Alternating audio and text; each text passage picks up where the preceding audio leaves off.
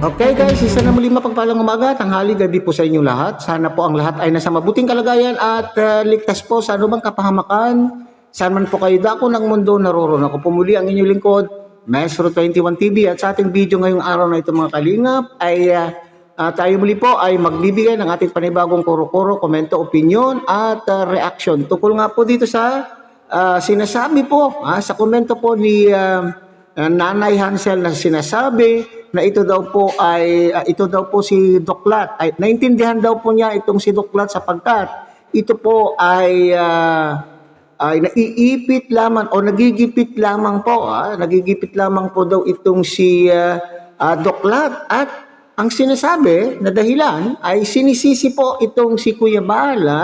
Bakit si Kuya Bal po ang sisisihin? Okay? At sinasabi po dyan sa ating thumbnail, may hawak daw po kasing alas itong si Kuya Bal na panlaban po kay Doklat. So gaano yan katotoo mga kalingap? So yan po yung ating pag-uusapan dito sa ating video ngayong araw na ito mga kalingap. Okay? Pero bago po yan, shout out muna tayo kay Kuya Bal Santos Matubang at tangkilikin po natin ating na vlog Kalingap Rob.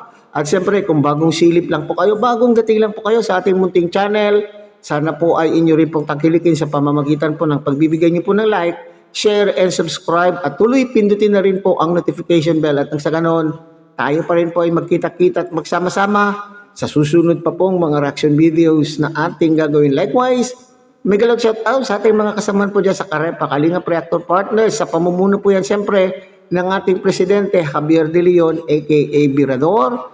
At tangkilikin din po natin mga kalingap ang ating Kalingap Partners, Kalingap Charity Vloggers, lalo na po yung mga nariyan po sa iba't ibang Kalingap Landing Pad na mayroon po tayo sa ating bansa. Okay? So sa ating pagpapatuloy mga kalingap ay tayo po ay manonood ng video clip na ating pong kinuha po kay Miss Bopil Vlog. Okay? So sa Miss Bopil, sana po ay tayo po ay bigyan mo ng permiso upang gamitin po ang iyong video. Okay, so ito po ay likha po ni Bopil at the same time doon po sa kanya pong video ay naroon din po ang boses po ni July Paunil at para maliwanagan po tayo sa ating pong paksa na tinatalakay ngayong araw na ito mga kalingap. Okay? So sabay-sabay po natin panoorin ang naturang video clip po ni Miss Bopil Vlog. So, speaking of iniipit, anong ibig sabihin? Bakit may nabanggit? Anong iniipit? Miss Bopil Vlog? Anong iniipit? Yung kanyang... Ay, nako. May iniipit daw po mga kalingap. Bakit iniipit? Na iniipit. Bigyan natin ng paglilinaw to. Mawalang galang, ang number 1 reactor, ang pinakagwapo, Kuya July Paunil. Pahiram po muna ng kaunting video clip at kaunting kaunting video clip at pagbabanggay ko lang. Ano po? Speaking of iniipit. Bakit iniipit? Tungkol saan? Ano yon? Ginigipit? Ano yon? Eto na. Likha ni Kuya July. 7 hours ago, baka may gusto pa makapanood. Suportahan po natin yung kanyang upload video dahil kaunti lang po yung aking paririnig. Ano po? Okay. Iniipit. Ha? Iniipit po siya. And po, yung hinighlight natin na may umiipit kay Doc Lab na si Kuya Bal Santos Matubang daw po yun. Okay, so nabanggit po ni July Paunil po dito sa video po ni Bopil. May umiipit po. May umiipit po kay Doc Lab. At yan, binanggit po ang pangalan po ni Kuya Bal mismo. Okay, so doon po sa naging komento po ni Nanay Hansel, ay sinasabi po niya na intindihan daw po niya po si Dr. Lab sapagkat siya po ay naiipit lamang po sa sitwasyon. Noong nakaraan po sinasabi ko, sino kaya ang umiipit po kay Dr. Lab? Ang nasa isip kong umiipit po kay Dr. Lab ay yung kanya pong mga bagong members, yung mga members po niya doon sa kanyang team na bagong tatag. At hindi lamang po yan, suspects ako mga kalingap ay baka maaaring itong mga sponsors din po doon sa bago po niyang tatag na grupo ang siyang umiipit din. Kasi nalaman po natin, base doon po sa sitwasyon na itong mga ilang sponsors daw po ay nagpunta kay Kapeso at doon nagsusumbong. So yun po yung ating suspects nung unang nabalitaan po natin ang pangyayari na ito. Pero dito mga kalingap, sinasabi po ni July Paunil ang gumigipit o ang umiipit daw po kay Doklat ay itong si Kuya Bal. Bakit naman po iipitin ni ni Kuya Bal itong Doklat? Samantalang wala nang pakialam po diyan si Kuya Bal. Sapagkat kayo po ay gumawa na po ng sarili niyo pong team, ano pa ang pakialam po? So wala na po kayo, malaya na po kayo, kumbaga binigyan na po kayo ng laya po ni Kuya Bal. So wala na po siyang pakialam po diyan. Pero bakit lumabas itong pangalan po ni Kuya Bal na siyang gumigipit po kay Dr. Lab? O hindi na naman ano kaya itong kwento na naman na ito, gawa-gawa lang na naman ba ni Dr. Lab para malinis ang kanya pong pangalan in the expense of other people? Maayos o mapapaganda nga yung kanyang imahe, pero meron naman pong magsasakripisyo, meron naman pong madidiin, at ito nga po, itong si Kuya Bal na sinasabi po ni July Paunil. Laksan natin, ulit. Ibit po siya. And po yung hinighlight natin na may umiibit kay Doc Love na si Kuya Bal Santos Matubang daw po yun. Nako, Iniipit! May umiipit daw kay Doc. At ang umiipit kay Doc ay si Kuya Bal Santos Matubang. Bakit gano'n? bakit nga ni, Bopil? Ba't Ngayon, umipid? Naiintindihan ko na, Nanay Hansel. Hindi ako galit ha, ganito lang ako mag-reaction. Kaya ngayon, naiintindihan mo na, dahil may umiipit or iniipit si Doc. Nakausap mo si Doc? Bakit mo alam na iniipit siya? Dahil nag-usap kayo. Okay, so siyempre naman, maaring noong una, kinausap po siya siguro ni Doc Lat, maaring nung unang komento po niya ay, bakit ka naman ganyan, Nanay Hansel? Madi, bakit ka naman ganyan? Bakit, ano ba ang nakain mo? Ano ba ang problema? Bakit ganon-ganon ang una mong komento? So ngayon, pangalawang komento ay nagda-damage control na po. At sinasabing walang nagsulsul daw sa kanila, at ang suporta po daw nila ay na kay Dr. Lab pa rin, at naintindihan niya po yung sitwasyon. So maaaring itong si Doc Lat ay kinausap niya na ang problema po niya na sinabi siguro, Madi, di mo ba alam na ako ay iniipit ni Kuya Bal na kapag ganito ang mangyayari sa atin ay may ipapalabas itong si Kuya Bal. Kumbaga ay may hawak o may pinaghahawakan po itong si Dr. Lab laban sa akin. Kaya kinakailangan ay magkomento ka uli at sabihin mo na ikaw ay hindi nasusulat at ikaw ay anong tawag po dyan, may umiipit lang sa akin. Maaring ganun po. So maaring nag-usap po sila o kinausap po siya ni Dr. Lab. Okay. At dahil doon, sa di umano ko na iniipit siya, at mismo sa komento galing na iniipit siya, so naiintindihan mo na. Ano ba yun? Ano ba yun? Ito na, dito na ako kay Kuya July, ha? Iniipit daw. Ang umiipit daw ay si Kuya Bal Santos Matubang. Kaya kung ano man ang gagawin ni Doc Love ngayon, yun ay dahil iniipit siya ni Kuya Bal. Di ba masama? Masama ni Kuya Bal pag gano'n. Masama.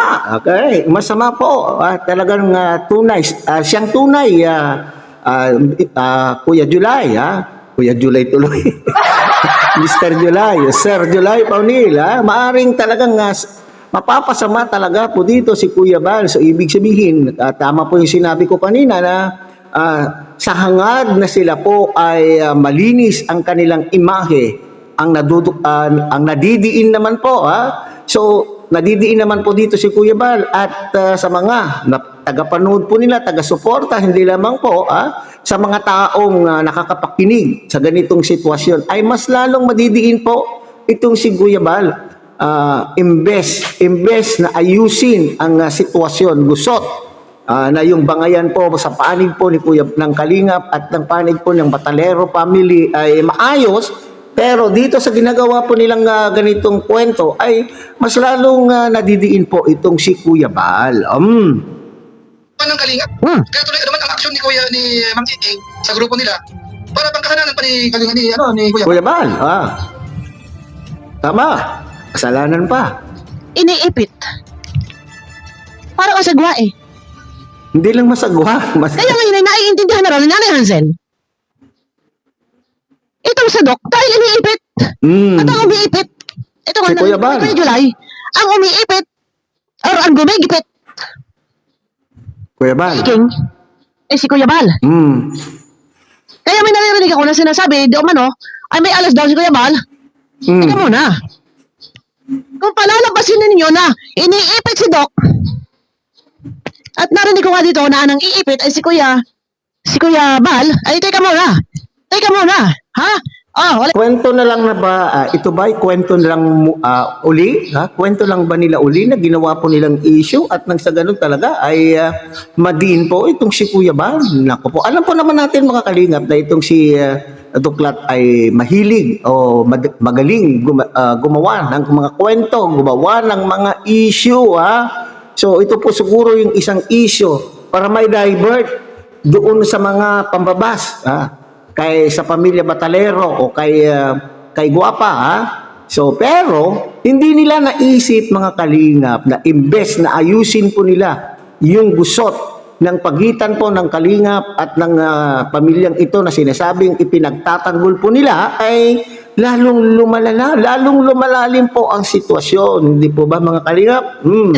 Saan ang hustisya pag gagawin ba ang... Saan daw po ang hustisya? Walang hustisya. Baka nakaitul po ang hustisya. Ang susul na nangyari, may sarili po kaming pag-iisip. Okay? Naiintindihan ko po ito kasi...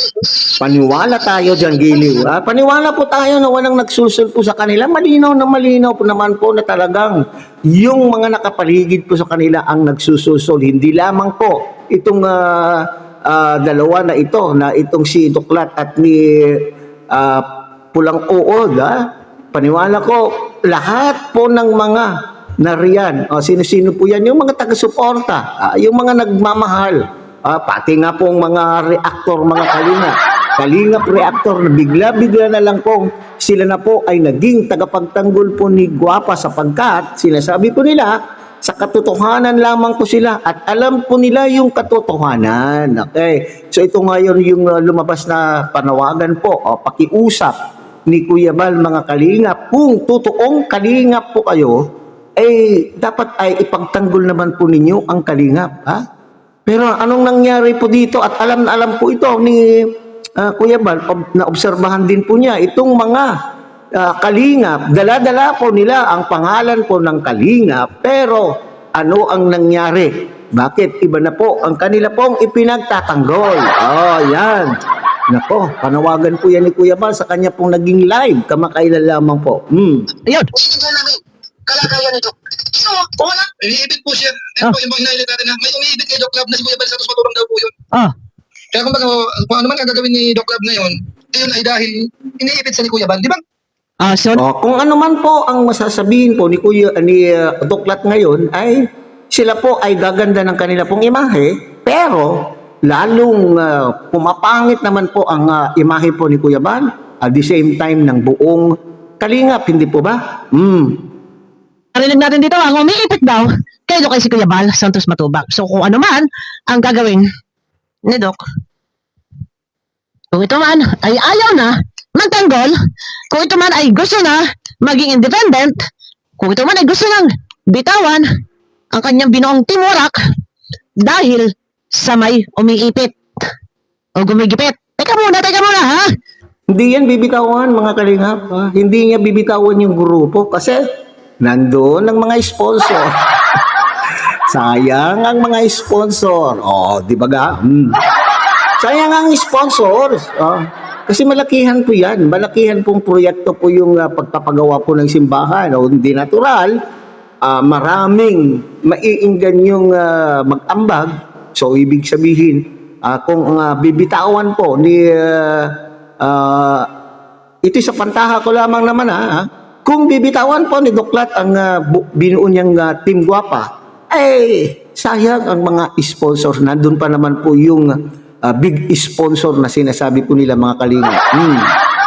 Kaya, muli nag-comment ang Nanay Hansing. Nanay Hansel. At ayun na nga daw. Naiintindihan daw niya si Doc dahil iniipit daw si Doc. Si King. Oo. So, narinig nga natin kay Kuya July na ang umiipit daw ay si Kuya Bal. So, si Kuya Bal, ang tatambakan ng sisi. Tama. Kaya pala pinagtanggol ni Nanay Hansel at suportahan daw si King dahil si King daw ay naiintindihan niya. Maliwanag. Kaya doon sa Okay, so maliwanag na paliwanag. Sasalita si King dahil naiintindihan na nga ano man yan ay iniipit. Oo, maliwanag na, Bobil. Kung bakit nagkakaganyan si Doc? Naiiwanan ang kanyang team or maging independent or focus sa laman sa simbahan. Focus sa simbahan para magmukhang banal. Hindi na magtatanggol dahil may gumigipit, may umiipit, iniipit, ginigipit. Teka muna. Tungkol saan ba to? Para masabing may umiipit. Para masabing may umiipit. Kay Doc. Ha? Tungkol saan?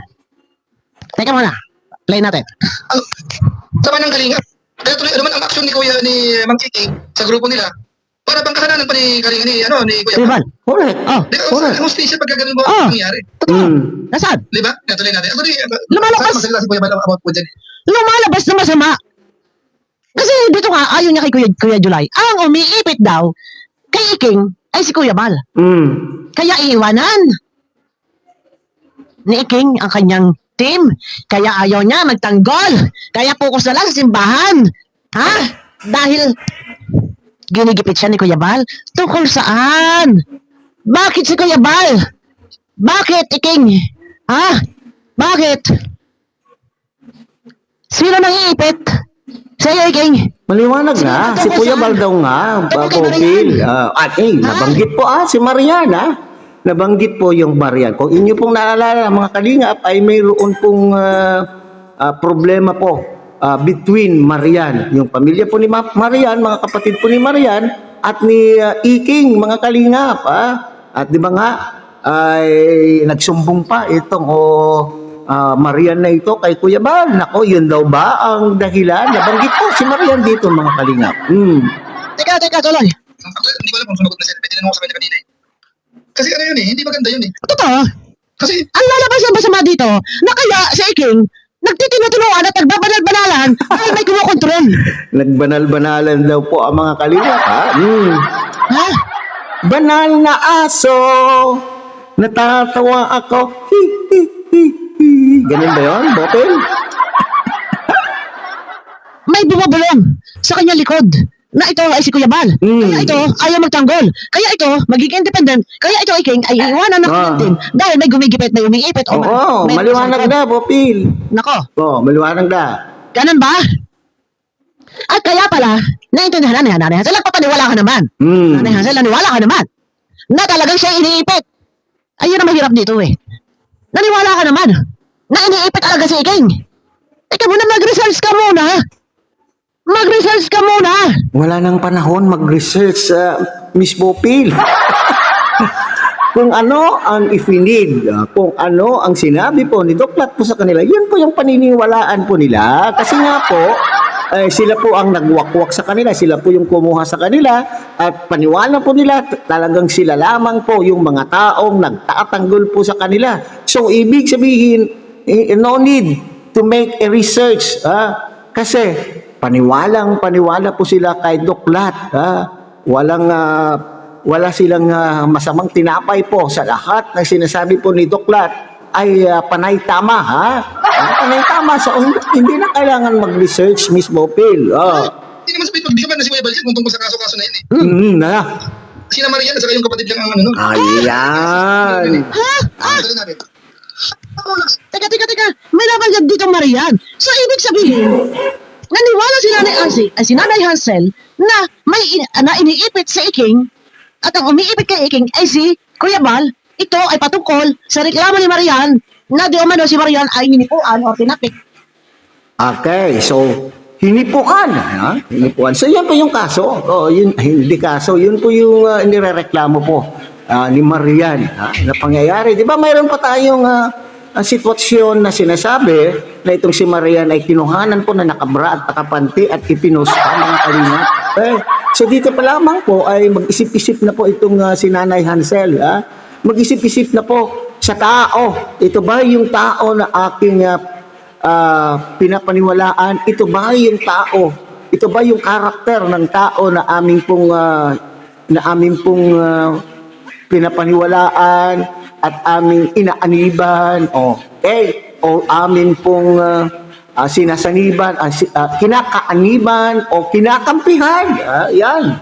Ito ba yung tao na kinakampihan po natin? Ganito pala ang ugali. Okay. Bagamat may mga issue din po kay Kuya Bal, pero itong issue na ito, ganitong mga kalingap. So yan po ba yung dahilan na sinisisi po itong si Kuya Bal? Kasi nakita po natin na mayroon pong vlog na in-interview po itong si Marian at sinasabi ay magsusumbong itong si Marian kay Kuya Bal at dadalhin din po ni Kuya Bal daw po sa tulpo. Okay, ngayon, kaya nag-aalala, aligaga na po itong si Doklat na baka ito ay totohanin ni Kuya Bal. Kaya ito na po yung sinabi niya nga panggigipit po ni Kuya Bal. Ito na ang sinabi ni Doklat kay Nanay Hansel ng panggigipit ni Kuya Bal sa kanya. Okay? So ibig sabihin, aligaga ka na at natatakot ka na ba? Umuurong na ba ang iyong tubol? Doklat? So dito, nararamdaman mo yung aftermath. Ano ba yung aftermath? Yung aftermath ng iyong mangyayari o napo-foresee mo yung mangyayari kung halimbawa ay magtuloy itong si Marian sa tulpo. O ngayon, naisip mo ngayon yung pakiramdam po ni Kuya Bal. Noong sinusulan mo itong mga pamilyang ito na pumunta rin sa tulpo, imagine mo yung kahihiyan na naramdaman or napala o nakamit ni Kuya Bal nung siya po ay ipinatulpo. Ngayon, kung itutuloy din po yung reklamo po ni Marian na magpatulpo sa tulong po ni Kuya Bal, nakikita mo rin po siguro, napoporsi mo na yung kahihiyan na aabutin mo rin kung talagang magpapatulpo. So, ano ngayon yan? Ang magiging resulta po niyan ay ano ba yan? Labanan na ba talaga? Okay, so yan po malinaw po mga kaliyap. Kaya pa pula sinisisi po si Kuya Bal nang dahil po sa hawak niyang impormasyon o hawak po niyang alas na gustong ipaglaban po ng pamilya po ni Marian. Okay? So abangan po natin ito mga kalingap. So muli, tangkilikin po natin Kuya Bal Santos Matubang, ating lang Kalingap Rob. At syempre, sana po inyo rin po tangkilikin ang munting channel na ito sa pamamagitan po ng pagbibigay niyo po ng like, share, and subscribe. At tuloy, pindutin na rin po ang notification bell at sa ganun tayo pa rin po ay magkita-kita at magsama-sama sa susunod pa pong mga reaction videos na ating gagawin. Muli, isang mapagpalang umaga, tanghali, gabi po sa inyo lahat. Mabuhay po kayo at God bless everyone.